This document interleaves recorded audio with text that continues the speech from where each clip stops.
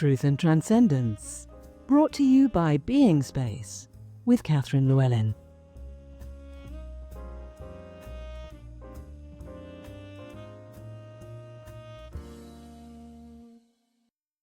Truth and Transcendence with me, Catherine Llewellyn. So last Friday, you may have heard the interview with Brad Smith, who teaches deep intuition and has had some extraordinary experiences, deeply spiritual experiences and very creative experiences, and a fascinating man. And one of the things he said was that one of the best things that ever happened to him was suffering from a bleeding colon as a young man. And in fact, he almost died. The doctor told him when he went in for a checkup, the doctor said, well, point number one, if you had left it another 6 days or so, or was it 6 weeks, whatever it was a short period of time, you'd have died of blood loss. So he was really at risk. He narrowly escaped death and embarked on a path of healing, which then transformed his entire life. And he said one of the main lessons from this is that sometimes our disease or dis-ease, as in lack of ease in life, sometimes our suffering is the most important thing that could have happened for us. So what if feeling terrible is the opportunity itself? So I don't know about you, but my tendency, if I feel ill or if part of my body is not working properly, what my ego will want to do to begin with is say, right, I want that to get better so that I can get on with my life, so that I can carry on participating, contributing, learning, and growing. As if that is in the way or preventing me from being able to do that.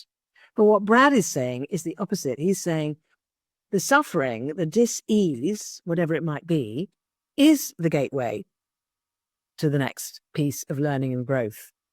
That it's the most important thing, that is the opportunity itself.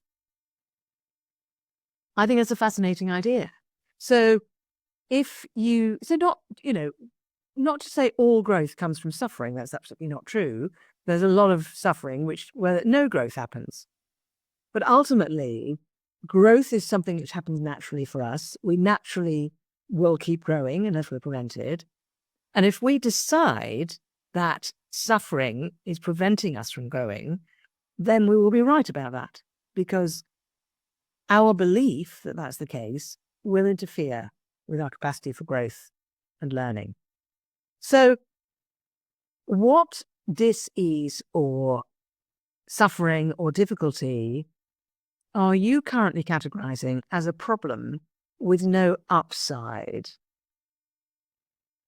What are you avoiding diving into? What are you hoping will go away? What do you believe has to happen before you can move forward? That's the question I invite you to consider this coming week. It's not perhaps one of the most optimistic recommendations I've given you, but if you are suffering in some way at the moment, can you relook at that and say, could I dive deeper into that, into the experience of that? Could I see that as a gift from the universe for my transformation? And could I dive into it, learn from it, and emerge transformed? So Brad didn't just sit and meditate and hope that the colon bleeding was going to go away.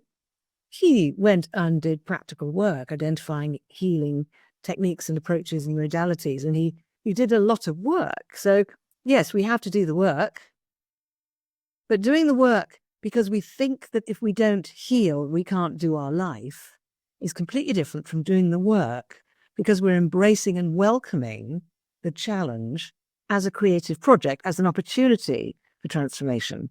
It's a completely different attitude. So something to think about. This Friday coming up, the wonderful and beautiful Susanna Darling-Kahn, and many listeners will know who Susanna is. She is the founder of School of Movement Medicine. Beautiful dancer, beautiful facilitator, and highly philosophical and spiritual human being as well. So please tune in and listen to her on Friday, talking about dance, empathy, and letting go. Thank you for listening. Have a wonderful week, and I'll see you next time. Thank you for listening to Truth and Transcendence, and thank you for supporting the show by rating, reviewing, subscribing, buying me a coffee, and telling a friend. If you'd like to know more about my work, you can find out about transformation coaching, Pellowah, and the Freedom of Spirit workshop on beingspace.world. Have a wonderful week, and I'll see you next time.